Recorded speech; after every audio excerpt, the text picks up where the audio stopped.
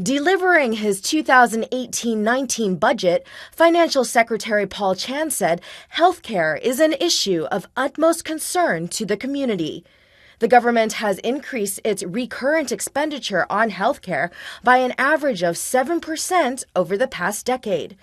A 10-year hospital development plan amounting to $200 billion is being implemented. Expenditure on public healthcare services will increase 13.3% to $71.2 billion in 2018-19, accounting for 17.5% of total recurrent expenditure.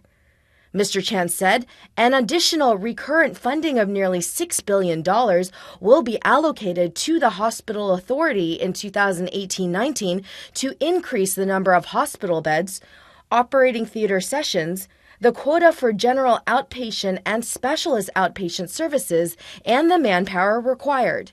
The government will progressively increase the recurrent provision for the authority on a triennium basis, having regard to population growth and demographic changes. To boost morale and retain staff, the authority will also look into scrapping a policy which freezes the pay of new recruits for their first 2 years of service. The government has set aside $300 billion as an initial provision to support the second 10-year hospital development plan, improve Department of Health clinic facilities, and upgrade and increase healthcare teaching facilities.